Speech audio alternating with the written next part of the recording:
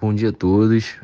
Somos o grupo que ficou responsável aí por abordar acerca do tema da mobilização nacional e falar um pouco, né, sobre os aspectos mais conceituais desse processo, que é tão importante no nosso contexto atual e que particularmente é um assunto que está em alta hoje em dia, né, justamente em virtude dos acontecimentos dos últimos anos aí, né. Então, vamos seguir esse sumário aqui para facilitar o entendimento, começando pela introdução, passando pela lei em si, né? Um breve destrinchamento aí do sistema que a gente chama de Sinamob, pela doutrina e finalizando com uma conclusão, retomando aí os pontos que a gente julgou mais importante durante a nossa pesquisa para o nosso trabalho. Bom, primeiro a gente precisa entender, né, como que esse processo surgiu e por que ele é tão importante assim para uma sociedade, né, ou para uma nação, melhor dizendo. A gente observa que a mobilização ela surge exatamente junto com a necessidade de mobilizar alguns recursos, né, sejam eles humanos, materiais ou até mesmo logísticos, num nível nacional e com um objetivo tanto de defesa, né, ou seja, a gente vai realocar ali os recursos, vai realocar o pessoal, vai fazer a convocação, né, desse pessoal, traçar algumas estratégias mais convenientes frente a um cenário que oferece risco no âmbito de defesa e quanto, né, servindo de resposta a quaisquer emergências que venham a cometer a integridade de uma sociedade ou de um país, certo? Então, como a gente tem estudado, assim como a maioria dos conceitos que a gente tem apresentado, essa estrutura de mobilização com leis e diretrizes específicas, ela começou a se desenvolver também num contexto de guerra, né, principalmente nos períodos das guerras mundiais, nos quais muitos países tiveram que implementar estratégias que fossem capazes de movimentar os recursos desse país de uma forma eficiente e eficaz, visando apoio aos esforços que a guerra exige, né? Então, ali a guerra vai exigir e através desse processo de mobilização a gente vai conseguir implementar algumas estratégias para movimentar esses recursos de uma forma que se consiga alcançar o nosso objetivo ali durante aquele período, vamos dizer assim, frágil, né? Então, é a partir daí que a gente começa a observar que esse conceito ele não pode ser só restrito a um cenário de guerra também. A gente consegue enxergar ele como uma linha de ação muito importante nos momentos de emergência e crises das mais diversas naturezas, né? Como a pandemia que a gente viu aí do Covid-19, grandes tragédias e também de momentos ali de calamidade pública, né? Que está bastante relacionado com o que a gente presenciou nos últimos anos, inclusive, né? No mundo inteiro ali. A gente viu nos últimos anos grandes tragédias, né? A gente vivenciou a pandemia aí, pô, no âmbito global. Então a gente conseguiu observar esse processo de mobilização durante esses períodos e mais à frente a gente vai dar uma ressaltada nesses exemplos também que aconteceram nos últimos anos. Então a gente pode admitir também que no final de toda ação formal, né, como essa, quase sempre se observa alguma coisa que marca, né, esse fim de funil ali, vamos dizer assim, esse término desse período em que a gente tem aplicado todas as estratégias, e é daí que aparece a ideia de desmobilização nacional, né? Sendo ele esse marco ali que encerra a partir de algumas atividades implementadas pelo Estado, com esse caráter de retorno às atividades normais, sempre de uma forma gradativa, né? Isso aí é bem enfático ali durante a nossa pesquisa, a gente tentou dar uma ênfase para isso, que esse processo ele ocorre de uma forma gradativa, né? Porque a gente precisa ir modelando ali aos poucos a estrutura nacional das novas diretrizes, né? Das leis que vão surgir durante esse período, e a gente precisa reencontrar o nosso rumo ali, né? Então a gente precisa voltar aos nossos tempos de normalidade, a gente precisa voltar às nossas atividades normais, antes desse período ali que atingiu nossa nação. E a gente aplica então esse processo ali de desmobilização quando a gente observa que os motivos ali, né, as causas que levaram à mobilização em si, quando eles se encerram. Então, quando eles cessam, a gente observa aí a aplicação da desmobilização nacional. Bom, inicialmente falando aqui da questão da lei propriamente dita, né? A lei número 11.631, de 27 de dezembro de 2007, é a lei que dispõe justamente sobre a mobilização nacional, né? E cria o Sistema Nacional de Mobilização, né? Chamado de Sinamob, que a gente já havia comentado anteriormente.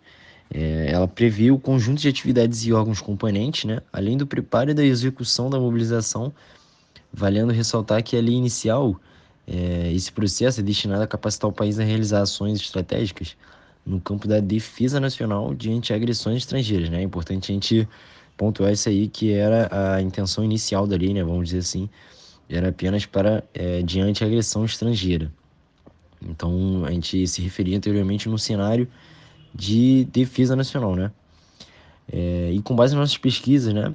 Um caso interessante é que existem leis complementares, né? Ou então projetos de leis, né? Que são levados à Câmara, que como o próprio nome já diz, elas complementam essa lei principal, né? Que vão lapidando, sendo sempre levadas essas propostas para a Câmara dos Deputados, né? Como por exemplo o projeto-lei que a gente encontrou, né? Durante as nossas pesquisas, um projeto-lei 10.074 de 2021, que constava nele uma autorização para o presidente da República avalie-se do instrumento da mobilização nacional também para fazer frente à catástrofe natural de grandes proporções ou emergência de saúde pública, de importância internacional decorrente da pandemia, né? Mostrando então para a gente que, de certa forma, ela altera e de fato lapida, né, a nossa lei inicial, como a gente tinha dito anteriormente, que previa o uso desse instrumento com um decreto executivo, né, do presidente e autorização do Congresso, apenas em caso de agressão estrangeira, confirmando o que havia sido explanado anteriormente, né, sobre a evolução desse sistema, né, que na introdução a gente havia dito lá que conforme vai passando o tempo, a gente vai vai observando uma evolução desse sistema, né, da aplicabilidade desse sistema também, então, de acordo com as necessidades, né, extrapolando cada vez mais o cenário ali, saindo mais do âmbito da defesa, né, para um cenário também de situações que afetam a integridade do país, de diferentes naturezas. E é interessante também pontuar acerca da lei que nesse projeto de lei específico, citado, né, 10.074 de 2021, também consta uma parte que estabelece que o presidente da República ele pode designar o órgão de administração pública, né, responsável pela coordenação dos esforços. O que a gente vai ver mais à frente também na parte da estruturação, né, no qual o Sinamob ele é composto por diferentes órgãos setoriais, certo? Então, o que dá total sentido a esse projeto-lei, porque ele vai confirmar para a gente a necessidade dessa designação do órgão que vai coordenar os esforços, de acordo com a natureza da necessidade exigida. Então, de acordo com a natureza da situação que a gente se encontra, o presidente ele vai poder designar, né, de fato, qual órgão setorial vai ser responsável pela coordenação desses esforços em busca do nosso objetivo principal aí, certo? No combate a esse inimigo aí que afeta o nosso país. Então, eu sou o aspirante 37 Procópio e dando procedimento aqui na apresentação, eu vou falar a respeito da Sinamob e vamos começar aqui definindo, né? Respondendo a nossa pergunta. O que é? E a Sinamob é o conjunto de um órgão que vai atuar de maneira ordenada e integrada para conseguir planejar e executar todas aquelas fases de mobilização e desmobilização de caráter nacional, que o próprio aspirante Medeiros já explicou previamente na parte dele. E aqui essas leis que eu botei são as leis que preconizam o sistema de mobilização nacional. Então, falando agora a respeito da composição do Sinamob, nós temos aqui o Ministério da Defesa, Ministério da Justiça, Ministério das Relações Exteriores, Ministério do Planejamento, Orçamento e Gestão, Ministério da Ciência e Tecnologia, Ministério da Fazenda, Ministério da Integração Nacional, a Casa Civil da Presidência da República, o Gabinete de Segurança Institucional da Presidência da República e a Secretaria de Comunicação de Governo e Gestão Estratégica da Presidência da República. É válido ressaltar aqui que tudo isso aqui é centralizado na figura do Ministério da Defesa, o qual vai se estruturar em direções setoriais, né, de modo a conseguir atacar as diversas áreas que podem surgir de necessidade, como a política, a econômica, social, psicológica, segurança, inteligência, a parte também da defesa civil, a questão científico-tecnológico e também a militar, que a gente consegue visualizar isso aqui distribuído em todos os ministérios, né, e todos esses órgãos que eu citei aí logo no início. A respeito das competências, consultando aquelas leis que colocamos nos slides anteriores, podemos ver diversas atribuições e as demais responsabilidades do Sinamob. Mas aqui eu separei os principais, né, que possuem um maior vulto no caráter geral, tal como formular a política de mobilização nacional, elaborar o Plano Nacional de Mobilização e conduzir as atividades de mobilização nacional. Isso aí vai enraizar ali bem e nortear as competências desse sistema. Aí eu botei esse tópico aqui financeiramente, porque, como sabemos, né, não existe almoço grátis, então vem logo na nossa cabeça de onde é que vai sair todo esse financiamento e toda essa questão monetária, né, das atividades relacionadas à mobilização. E, de forma que objetiva, a resposta para essa dúvida é que os recursos financeiros necessários são consignados nos próprios orçamentos dos órgãos que integram o Sinamob. Isso aí vai tudo de acordo com a característica orçamentária de cada órgão. Então vai ser algo ali mais, de certa forma, personalizado, né, podemos dizer assim, respectivamente com cada órgão. Bom, a respeito da origem, todo estudo a respeito dessa área de mobilização nacional vai nos remeter à década de 1960. E é importante também ressaltar aqui que o afastamento da sociedade nessa discussão de defesa nacional vem desde o período de 1970 até ali os meados de 1990. E aquela lei, né, responsável por essa área de mobilização e todo esse envolvimento começa a tomar formato mesmo só em 1990, sendo concluído somente 2 anos após, que foi em 2001. Com... E aqui acho válido ressaltar, né, a participação de diversas organizações nesse debate no âmbito do Ministério da Defesa, na formação dessa lei. Então, já seguindo essa linha de raciocínio da criação e tudo mais, eu acho bom a gente estar sempre se norteando a respeito do contexto que estava inserido essa formação, né? E é válido lembrar aqui que em 2001 a gente estava inserido num contexto de grande crescimento das ações terroristas no mundo. Também das atividades dos grupos das Forças Armadas Revolucionárias da Colômbia, né, as Farc, e também do desenvolvimento de novas tecnologias que eram utilizadas pelos cartéis nos transportes de drogas.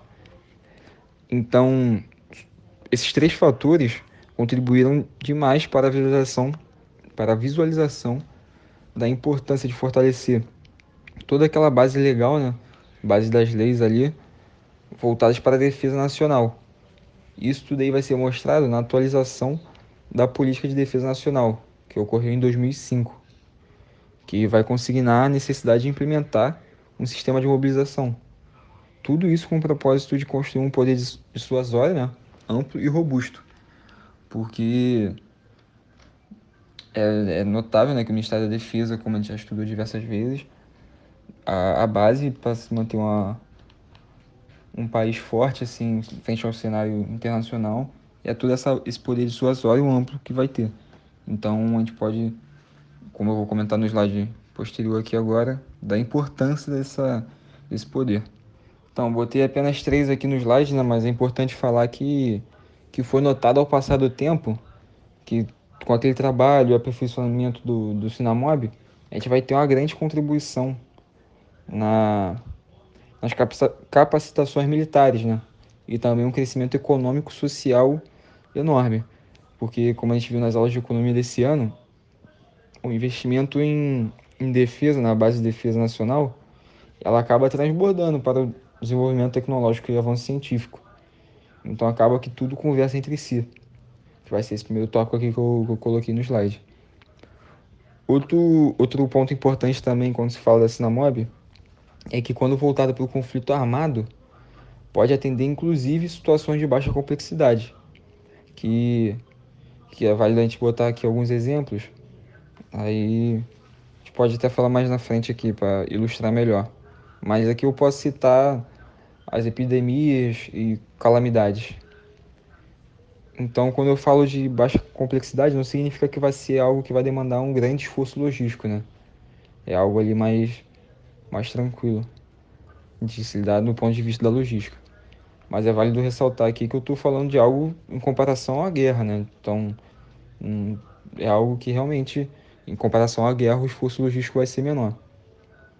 E aqui no último tópico que eu coloquei a respeito da integração nacional, gostaria de trazer a reflexão como um todo, realmente, assim, que tudo se conversa entre si quando se trata de logística, uma vez que as atividades de preparo da mobilização nacional atuam como um complemento da logística e representação de ações conjuntas entre os órgãos, demonstrando assim uma grande cooperação a nível de integração nacional. Boa tarde, seu comandante.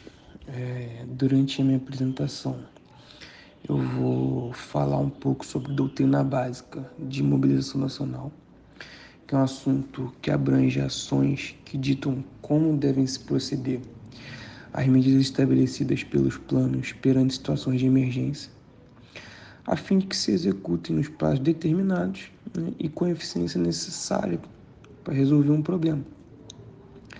A gente pode observar diversos conceitos que a gente já estudou no semestre passado, que são implementados nas linhas de ações, como, por exemplo, o ciclo logístico, que no âmbito da doutrina nacional ele é observado nas operações fundamentais, que são divididas em várias partes, como determinar necessidades, sendo essa uma das etapas mais importantes a serem observadas, porque um pequeno erro pode acarretar na falta de algum recurso, seja ele para um cumprimento de uma missão. A gente tem que confrontar as necessidades com os recursos disponíveis e dessa forma a gente vai verificar quais necessidades faltosas e realizar a obtenção desses recursos. E depois de obtido esses recursos, nesses meios, a gente realiza a sua distribuição nos prazos estabelecidos. Uma parte importante da mobilização nacional é saber o quanto ela vai abranger de acordo com a situação de emergência enfrentada. E por isso, a mobilização pode ser total, onde aciona todos os recursos do poder nacional, ou parcial, que quando apenas uma parte delas é acionada. Bom, eu vou partir para as hipóteses de guerra, que são as bases do planejamento de guerra, onde podemos encontrar suas definições e variantes, assim como o grau de ameaçar áreas de atuação. O preparo da mobilização, que é essencial para se alcançar os objetivos estabelecidos, pois é nele que são estabelecidas as atividades a serem executadas, né? Fazendo os testes necessários dessas atividades e corrigindo os possíveis erros. A gente pode conceituar o preparo da mobilização como o conjunto de atividades empreendidas ou orientadas pelo Estado desde a situação normal, visando a facilitar a execução da mobilização nacional. Partindo para a parte da execução, a gente pode conceituar ela como o conjunto de atividades que, após decretada a mobilização, são empreendidas pelo Estado de modo acelerado e compulsório, a fim de transferir meios existentes no poder nacional e promover a produção oportuna de meios nacionais. Bom, é nesse estágio que a nação deve tomar medidas rápidas para a concreta atuação na resolução da emergência, ou seja, o nível de prontidão da nação tem que ser alto. Um conceito interessante a ser apresentado é a capacidade que uma nação tem de passar de uma situação normal para uma situação de emergência. E dessa maneira, o grau de capacitação nós damos o nome de capacidade de mobilização. Agora passando para o próximo slide, vamos entrar no âmbito das expressões do poder nacional.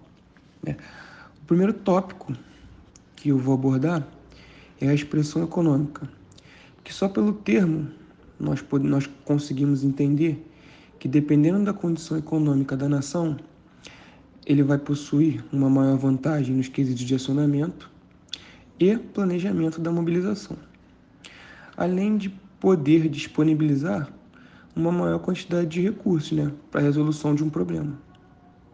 Então, a capacidade de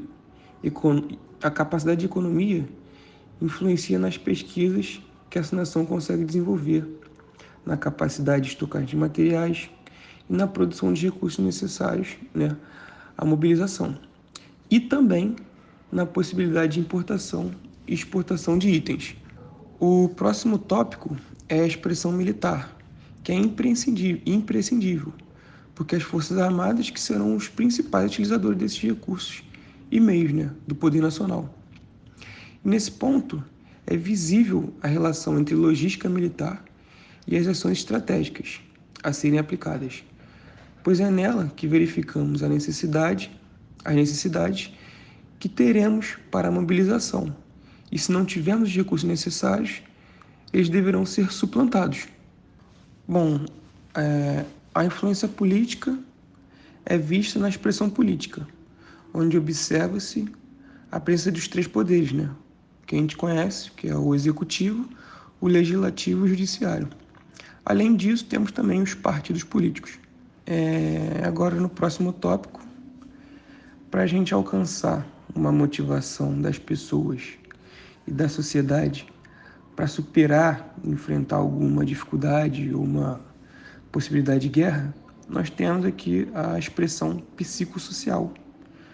Ela se faz essencial, que através de pesquisas socioculturais e pela comunicação, pode-se identificar se a sociedade está motivada e consciente dos esforços necessários para que se faça guerra. Agora eu vou entrar, na parte de desmobilização nacional, que está relacionada, à retomada da situação e da normalidade antes presente na nação. A gente pode conceituar, essa desmobilização nacional como o conjunto de atividades empreendidas pelo Estado com vistas ao retorno gradativo da nação à situação normal, uma vez cessados ou reduzidos em sua intensidade. Os motivos determinantes da execução da mobilização nacional. Essa volta à situação normal deve ser feita gradativamente, porque dessa forma a gente consegue se adequar às infraestruturas antes voltadas à situação de emergência, de volta às necessidades básicas da nação. Agora eu vou citar algumas das medidas que a desmobilização que abrange os tópicos antes já citados, sendo primeiro a desmobilização política. Depois vem a desmobilização econômica, a desmobilização psicossocial e a desmobilização militar. E uma das fases mais importantes da mobilização é o planejamento, dentre os quais a gente pode citar a organização. Engloba muitos órgãos que atuam de forma ordenada e integrada por um bom planejamento e realização das fases de mobilização. Esse tópico engloba também tanto a fase do preparo quanto a da execução. Bom, voltando agora aqui, para a gente fechar esse balão, já encaminhando para a parte final do nosso trabalho, da nossa apresentação, a gente consegue tirar algumas informações desse trabalho e ressaltar alguns pontos mais relevantes, que seria começando por esse caráter interdependente, né, entre as três partes do trabalho que a gente apresentou, né, já que quando a gente fala na lei, né, é a partir dela que surge tanto o sistema, o Sinamob, quanto as diretrizes que regem. Então a gente observa ali que está tudo interligado, certo? As três já estão falando do mesmo assunto, mas é importante a gente ressaltar aí esse caráter interdependente entre os três tópicos que a gente citou, né, que a partir de um vai surgir no outro e surge o outro também. A lei, né, que dá origem ali ao Sinamob, e as suas diretrizes que regem esse sistema aí de mobilização nacional. A gente consegue pontuar também que o principal objetivo que a gente observa é conseguir fazer essa movimentação dos recursos ali, né, a realocação dos recursos de uma forma rápida, viabilizando então as ações, né, vinculadas à Estratégia Nacional de Defesa. E a partir da lei, a gente consegue compreender como que se dá esse processo de mobilização, tanto o processo de mobilização, né, quanto de desmobilização também, de uma forma mais fácil, né? Então ali ela destrincha ali pra gente como que funciona passo a passo ali esse processo, né? Quais são as necessidades. Então é importante a gente estar sempre atento à lei, né? Que ela destrincha pra gente muito bem aí e destaca certinho como que a gente vai prosseguir nesse processo. A gente consegue destacar ainda, né? Que todas essas ações tomadas durante o processo, elas seguem algumas medidas específicas, né? Como a ocupação de bens, os serviços e até a convocação de pessoal ali para esse período, a gente segue, né, medidas específicas, tudo isso previsto em lei também. A gente consegue ressaltar que o Sistema Nacional de Mobilização, né, o Sinamob, ele é composto por diversos outros órgãos, né, de grande representatividade, inclusive. Então, falando dessa parte da estruturação ali, a gente pode citar o Ministério da Defesa, né, o Ministério da Justiça, e apesar de ser constituído por esses ministérios, o processo de mobilização ele só pode ser iniciado em ato do presidente da República, certo? Então, é a partir do Poder Executivo ali que a gente vai dar início ao processo de mobilização nacional. Embora tenha como órgão central responsável ali, né, o Ministério da Defesa, e atuando esses outros órgãos que a gente citou, né, como o Ministério da Justiça, né, eles atuam apenas como órgãos setoriais, digamos assim, e fornecem, né, para a gente o que é determinado nas diferentes áreas que englobam, né, a mobilização, como o setor político, social, né, o econômico. E a gente não pode esquecer também que esse sistema, além dele ser uma resposta às ameaças, né, tanto no contexto de conflitos quanto no contexto de emergências, ele vem como um fator de crescimento nacional, né? Isso aí, pô, é interessantíssimo a gente observar isso, já que quando ele é implementado, a gente consegue observar um desenvolvimento de infraestrutura e da tecnologia nos diferentes setores do país, né, que também contribui para que esse processo seja muito importante aí e tenha a relevância que tem na nossa nação. Para finalizar, retomando o que a gente já tinha dito no início, né, se faz necessário um processo que, digamos, inverso, assim, né, buscando retomar as atividades normais de um país através do processo de desmobilização. Então, isso aí eu acho que já ficou bastante claro, né, a gente já falou bastante sobre isso. Não é de difícil entendimento, então a gente, logo que cessa, né, os motivos que deram início à mobilização, lembrando sempre de uma forma gradativa, né, isso é bastante importante, vai funcionar ali regulando, né, e reparando tudo que foi afetado no período em que se vigorou a mobilização ali nacional. Bom, assim a gente conclui o nosso trabalho aqui, dando ênfase nas nossas referências utilizadas durante a pesquisa. E durante a apresentação em sala de aula a gente pretende abordar mais alguns exemplos, né, práticos, a gente vai buscar aí mais alguns exemplos que ilustrem, né, que aconteceram nos últimos anos aí para que possa clarear, né? A gente tem a pandemia aí, mas a gente vai buscar mais alguns exemplos para ficar aí mais clareado, né, para clarear um pouco mais e para que fique um pouco mais ilustrado na cabeça de todos a importância desse processo aí que a gente tem observado com bastante relevância nos últimos anos, certo? E que é tão importante para um país ali no que tange ali ao processo de resposta, né, a uma situação de fragilização nacional ali. Então esse é o nosso trabalho. Muito obrigado e bom dia.